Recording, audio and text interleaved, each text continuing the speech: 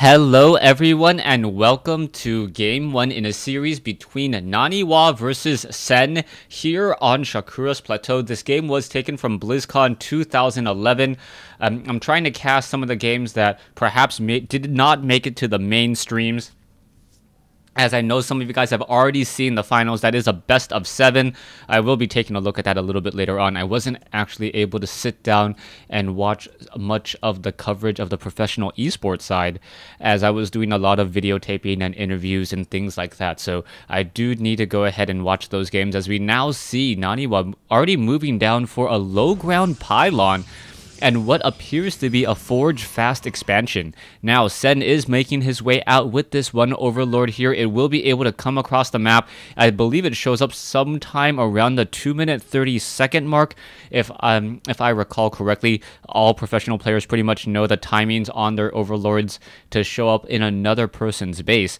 As I am now curious as to what exactly Sen will be going. Sen, perhaps one of the most famous Taiwanese esports players in recent history. He was originally part of Fnatic, and then picked up by Ganamia Bears, I believe. I'm not 100% sure on the name, but I do want to do a little bit more coverage of Sen in the next couple of months, try to figure out his playing style, as I will be traveling to Taiwan sometime next year. I don't want to let you guys know when, but I do hope to give you guys a little bit of information, as we do see the spawning pool has been scouted out by Sen. So Sen doing a pool first opening, most likely going to follow it up with a hatchery down over here. He's not going to go for that metabolic boost, just get enough Zerglings to really shoo away this one particular probe, as it looks like it will be a Nexus first coming in from Naniwa, even though a spawning pool is already in play. This is a rather risky build, as I believe Sen should be able to run across with a couple very early sentry, or very early Zerglings. Oh, double cancellations all over here in order to get into 20/18, as this one particular drone still trying to shoo away the probe. Zerglings will be coming down in just a moment by using that 20/18 extractor trick. He was really able to get in a lot more damage, and in comes a pylon as well. So the pylon gonna go ahead and get canceled there. The Zergling is now gonna perhaps try to intercept this one particular probe. No, just gonna completely ignore it and run across the map, as he does see a Forge and now a gateway warping in online. You can see that I believe this pylon is going to be the weak part of it, but this one particular probe may get taken down. One Zergling now heading across the map, as Sen will not be able to do any true damage here, as the gateway and this one particular photon cannon will complete in time. The scouting probe has been taken down, and we are now strictly transitioning straight into the mid-game. Both players at this time should pretty much really start teching and really start trying to get a very strong economy going. That's probably the strategy that both of these players are looking to do. You're not going to see any true engagements for the next 4 minutes or so, as no one's going to really have a sizable army. Sen at this time still running off of one base. He is not training up a second queen, which does surprise me. The training of a second queen would make a lot of sense right now. At least, oh no, sorry, the second queen already down here ready to spawn some larvae. 2 queens are up. That means he should be able to get up around 20 larvae a minute, and then 20 larvae a minute, and then perhaps Sen will be able to break free and break out and just be able to deal a lot of damage. Naniwa's options are to continue to put in a lot of macro pressure, train up those probes, chrono boost them, but perhaps go for a Stargate in order to lay down some Void Ray pressure. Void Rays are very important in this matchup, as Void Rays counter roaches very easily, but you can see Sen not going to be opening up with a lot of roaches, instead expanding into a third base. So it is going to be a three base race versus 2 bases, as Naniwa may end up falling behind. 31 drones versus 32 probes, but you can see 5 drones in production. Double extractors have now been placed down here, so we should be getting a lot more extractors up in just a moment. A zealot now going to make his way over onto this high ground location. Naniwa very much knowing what exactly Sen's style is. Zergling deciding to back off after taking 2 hits, and there are going to be some queens over here as well to try to destroy this one particular zealot. There is currently no metabolic boost on those Zerglings, I believe, but they are fighting on creep, so that is going to be a little bit of a speed buff as now the zealot going after a drone. One drone may get, no, not going to get taken down. Nicely done. But for some reason, the queen is attacking her own hatchery. Really send a little bit of a misclick there. Zerglings are over here now. We should be getting a little bit more drones as well, as we still don't see what exactly Naniwa is going to try to do. Naniwa may try to go into perhaps a 3 or even a 6 gate build off of 2 bases and push out with a lot of force fields. On the other hand, we can see Sen still droning up, now sitting on 49 drones. We'll be able to transfer drones to this location as well, and then perhaps get less diminishing returns. His economy should be stronger, and he should, as long as he reacts to his opponent, be able to macro up enough units. You can see that the Roach Warren about 20 seconds away from being completed. Roaches do not take that long to really train. If you take a look at the hatcheries do have a decent amount of larva. Spine crawlers now being added. Only 1 queen here. That is going to be a little bit of an issue, as zealots and sentries are now trying to take a little bit of position and map control. Zerglings are in the center of the map in order to defend both the natural expansion over here or the 3rd base over here.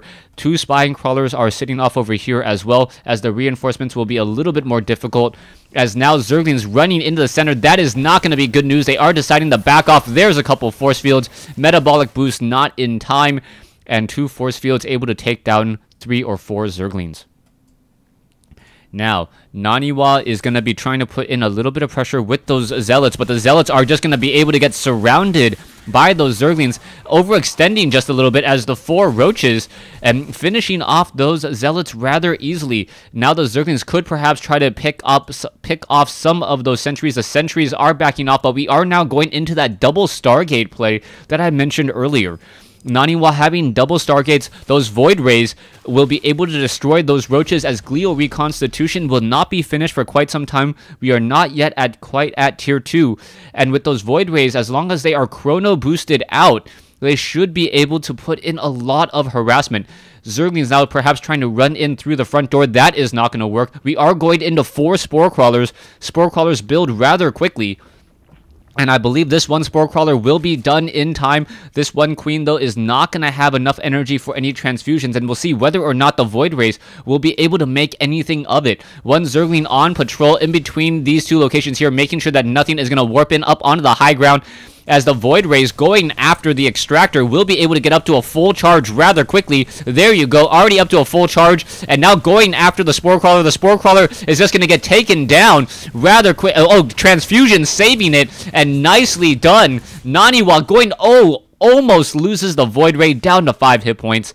That 1 transfusion really, or the 2 transfusions perhaps, really adding a lot of life to that Spore Crawler, keeping it in the game, as now Sen perhaps going to rechange its position, making sure. But now in comes a squadron of Void Rays, not quite a fleet yet. 4 Void Rays making a move forward. Will it be enough to perhaps shoot down this 1 Spore Crawler? The Spore Crawler is not refocusing onto the lower hit point. The Queens are now trying to come in. It looks like it is going to focus down some of the lower hit point units, as the Extractor has been destroyed.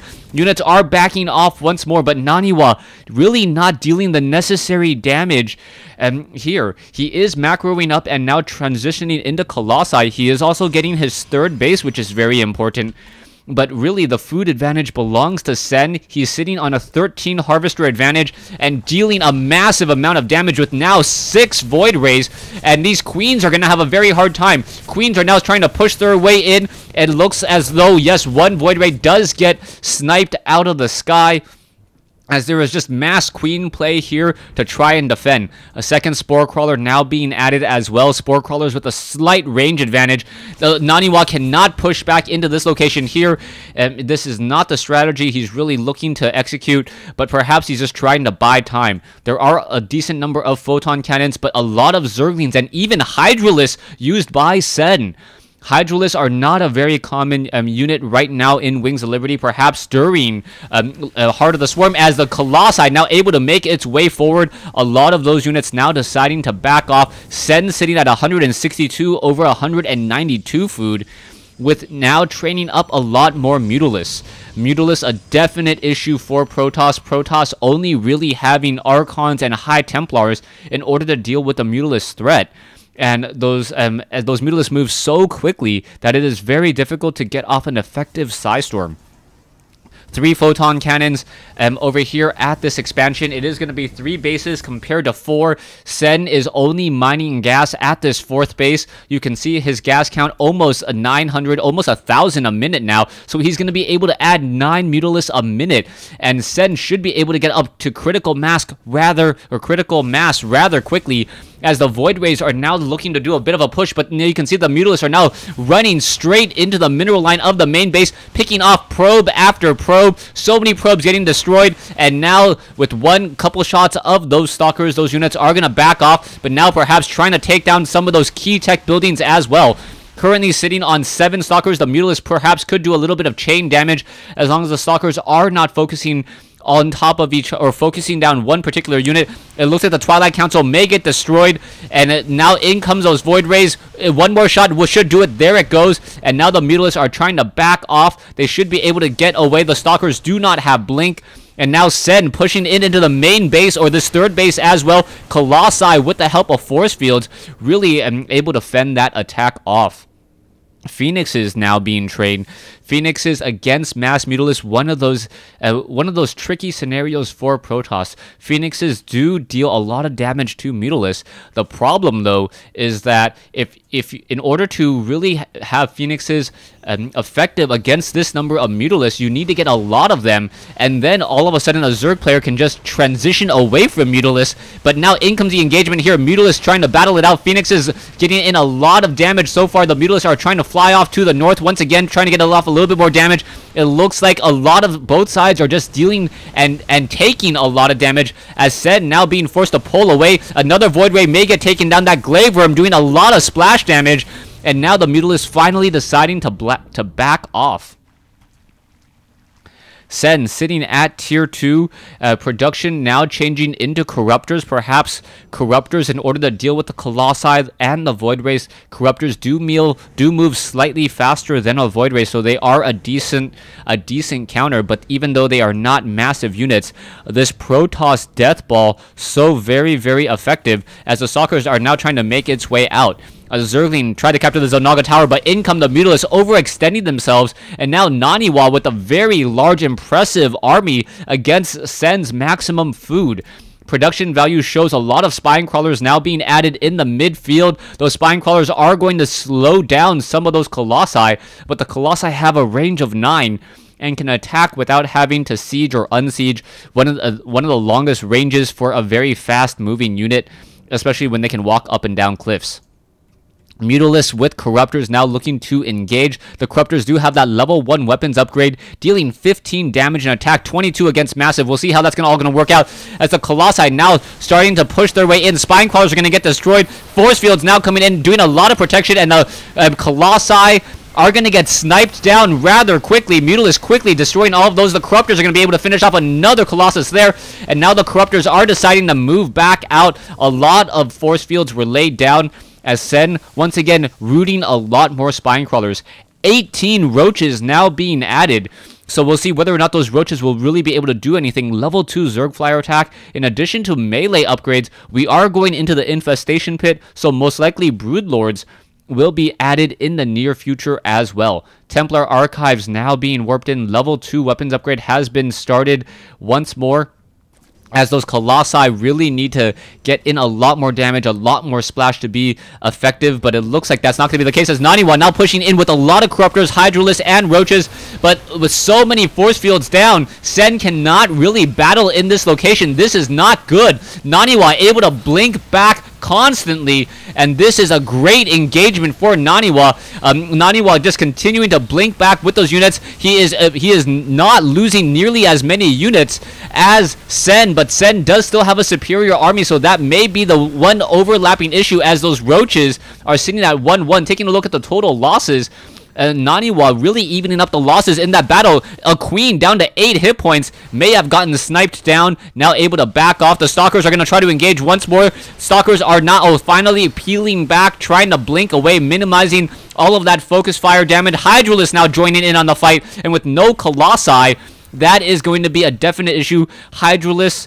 are really countered by those Colossi, as now we see the Spine Crawlers are now continuing to push their way forward. Roaches are going to try to engage. Stalkers able to blink back. Roaches have a inferior range here, as those Hydralisks are now trying to push in and pull out once again. Harvester count 64 compared to 72. Naniwa with only 3 bases. Sen running off of 5. And still, somehow, Naniwa is still in this game, even though he is currently behind by about 50 food. Immortals being added, Zealots being added as well. The Zealots, I believe, need to get charged in order for them to be effective at all. Where are those Zealots? I'm not quite sure. The mini-map pretty much showing everything happening in the middle, as Sen has a lot of Spine Crawlers here. They're not going to be able to, the Stalkers are not going to be able to engage. They really need to back out, especially with no Colossi. Tier 3 about to be completed, and that means that a Greater Spire is about 120 seconds away. One Zergling patrolling in between these two bases, making sure that an expansion is not going down. Naniwa also getting Immortals with a range of 6, able to really tear apart those Roaches. But the real problem is going to be those Hydralisks. Hydralisks have a very fast attack rate. Spore Crawlers also being added, as now Zerg really showing a lot of map control, and now in comes another engagement once more. Roaches are able to chase on the main on this creep very easily, no charge, as Burrow and now a Greater Spire once again being added. Those Roaches are going to be able to burrow and regenerate their hit points rather quickly, as now Infestors are starting to move out. No fungal growths were laid down. Sen sitting on over 7,000 or almost 7,000 resources, sitting on max food, and that is going to be a very difficult situation for Naniwa. Naniwa may not be able to push out here. Roaches engaging and backing off once more. It looks like a Spore Crawler will go down. Storm is cast. And now, fungal growth not cast by those Infestors though, so unable to force those Stalkers to stay in place. Taking a look at the current Corruptor count, 5 Corruptors in the air. That eventually means that we are going to be having 5 Broodlords. Stalkers able to blink in and now snipe down many of those Infestors, even though they are going to lose a lot of these Stalkers in this engagement as well. Corruptors unable to do anything. Storm now cast here, and Naniwa doing a great job in this engagement. But this may all be for naught, as Sen may be trying to free up some food to rebuild another large army. Now 194 versus 141, but that's with a lot of food currently in production. The Stalkers going to continue to push, but with 7 Broodlords in play as well.